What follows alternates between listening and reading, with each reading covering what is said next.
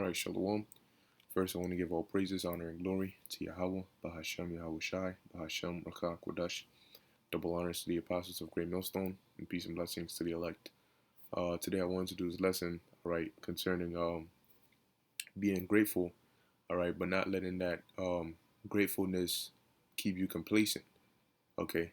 Because being in this truth, we have a lot to be grateful for, all right, even before the promises and the blessings that are to be bestowed on us, all right, for staying diligent in this truth, all right. But we have a lot to be grateful for. The fact that the Lord woke us up, gave us His knowledge, all right, the protection, all right, allowing us to be able to use wisdom and know what to do and what not to do, know what our purpose is, okay, giving us a sound mind in the midst of this wickedness.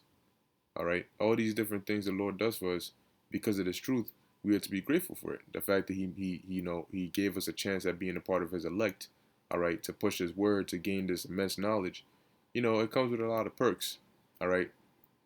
Of course you catch hell, but it's all part of the journey. Okay. However, it doesn't stop there. It doesn't stop at just, Thawadi Yahweh Shemel Shai. I know I'm an Israelite now, so boom, that's it. No. All right, you have to keep on going. Don't just, yes, you look back in your life and you see how far the Lord has brought you, but that does not mean that it's time to stop and it's time to rest. You got to keep going. All right, the scriptures say, man, for here we have no continuing city, but we seek one to come. So the rest is going to be in the kingdom. But until we're there, you got to keep on going, man.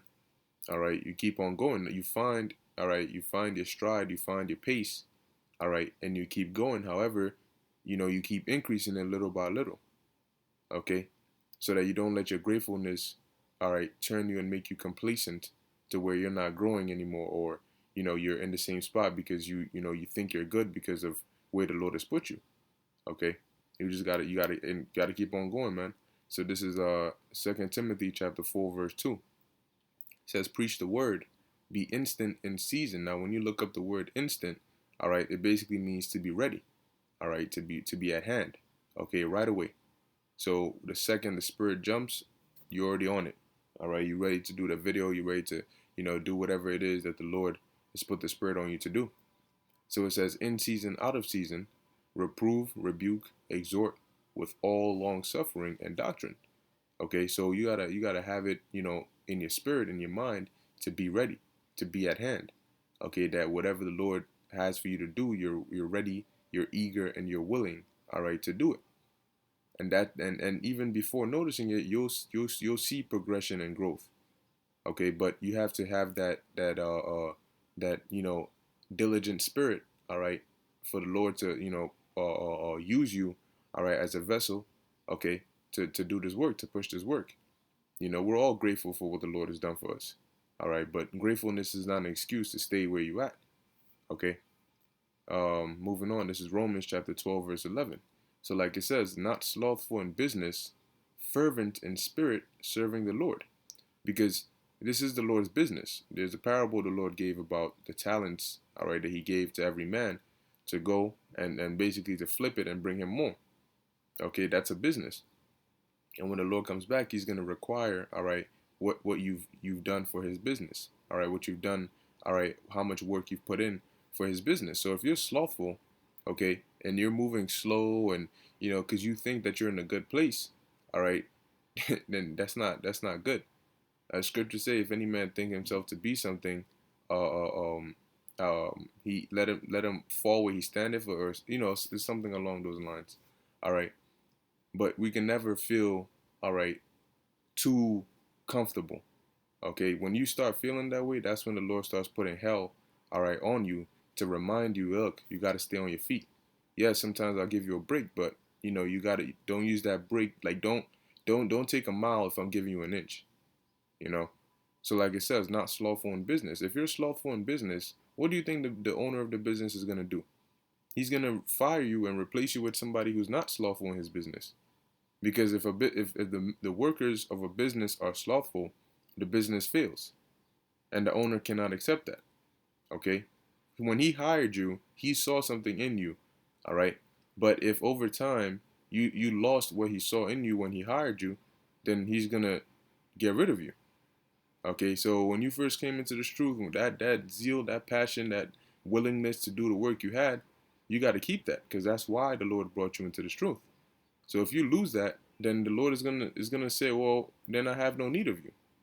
If you're not an asset to the Lord's business, instead you're a liability, and you're taking away instead of adding to, then really think about it. If you were a business owner, why would you keep somebody like that in your business?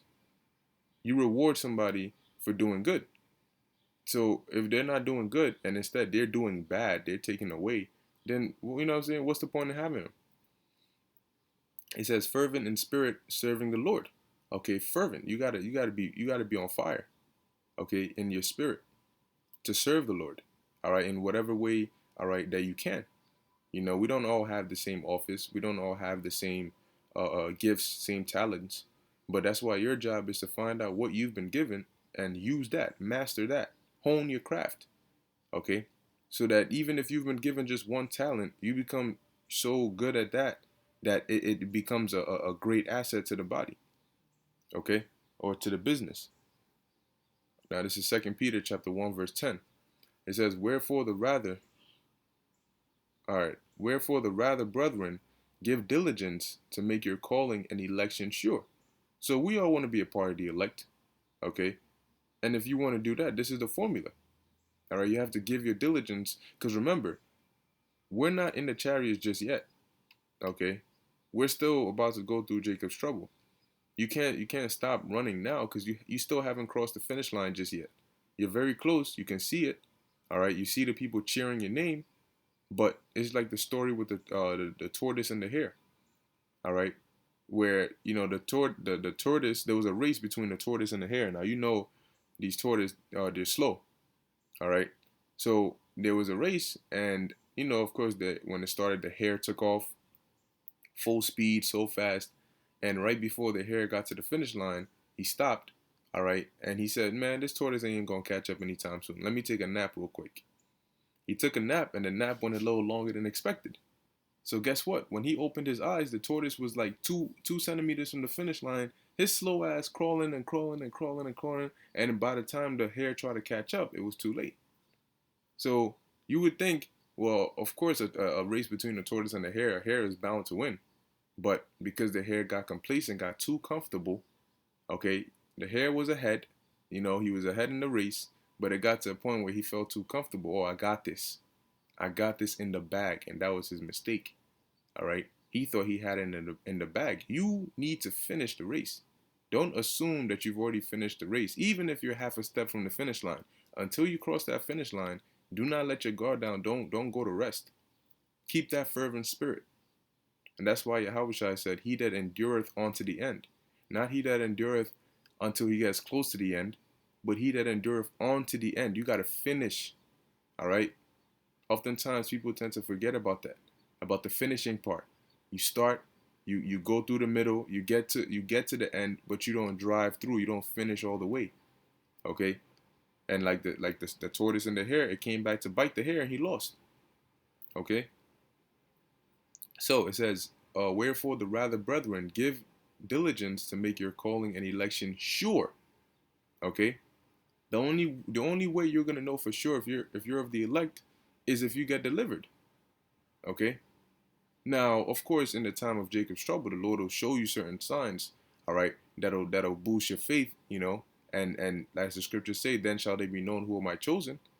But the time when you can finally be at rest, all right, mentally is once you on them chariots, because at that point all right, without a doubt, without a shadow, however the saying goes, all right, but without a doubt in your mind that yeah, you're of the elect, you're delivered, you're on the chariots. You don't have to worry about getting burnt up in them nuclear missiles. Okay, so that's the ultimate goal. So you want to give all diligence while you can to make sure, all right, that you get a seat on them chariots. Okay, so it says, "If ye do these things, ye shall never fall." All right, so that's the formula. Just keep giving diligence. Keep giving diligence. All right, if you fall, that's okay. You just get back up and you keep running. So long as you keep running and you don't stop and try to take a nap like the hare, you're gonna be good. Because the tortoise didn't stop. The tortoise was slow, but what the tortoise had, the hare didn't. The tortoise was diligent. He didn't stop. He kept going and kept going and kept going and kept going. And look at where it got him. It got him in first place. All right, against an enemy that everybody would have thought would have smoked him. This is Hebrews chapter 6, verse 11. It says, "And we desire," you know what, I start at verse 10. "For the Most High is not unrighteous to forget your work and labor of love." Okay, so all the works that you've done, all right, the Most High is not going to forget it if you continue and you finish on to the end. You don't want to let all that work go to waste. You know, or whatever works you do. You know, the Most High counts certain things you might do, you know, that might not be particularly speaking on the highways and byways, but hey, you might even converse with somebody on the street, you know, somebody you come across, and you might drop a little information on them. The Lord will count that as righteousness or as a part of the works on your behalf. Put that in your spiritual bank account. All right, so you might do certain things, certain works you might do that you might not even be aware that you're doing. Okay, but the Lord is, and He's counting that towards your benefit. So the Most High is not unrighteous to forget your work and labor of love, which ye have showed toward His name. All right, you hear that? Labor of love, not that somebody's on your back hounding you or dragging you or forcing you to do this work. You got to do it willingly. All right, passionately. It says, which ye have showed toward His name, in that ye have ministered to the saints and do minister. All right, and that's the works that we do. And we desire that every one of you do show the same diligence to the full assurance of hope unto the end. Okay, unto the end. So we show the same diligence. Now that doesn't mean everybody's going to be on the same level, but if everybody's going 100%, that's what matters. Okay, to the full assurance, not to the 98% or 99.9%, no, to the 100%, okay, of hope unto the end, that ye be not slothful. All right, like I said, it's good to be grateful. It's good to be happy, to reflect back on your life and see how far the Lord has brought you, but you don't stop there. Your journey doesn't stop there. Okay, it says, and be that ye be not slothful, but followers of them who through faith and patience inherit the promise. All right, the promise is, because that's how we're going to get the promise. Okay, so the path is laid out for us, and the race has already begun. All right, which we're almost at the end of the race. But the message is you have to finish the race. Okay, finish strong and cross that finish line. Don't stop before you cross the finish line. Don't end up like the hare. Okay, because you will lose. All right. Remember, nothing we do is of our own power. So if the Lord is assisting you, so long as you're giving your diligence, and you think that just because you're in a good place, you can stop giving that diligence. Once the Lord takes His assistance away, you're done. You could be half an inch from the finish line, and you could still lose. All right, so never forget that, man. All right, but anyway, I hope this was edifying unto the elect. I want to give all praises, honor, and glory to Yahweh, Bahashem, Yahweh Shai, Bahashem, Rakha, Kodash. Until next time, Shalom.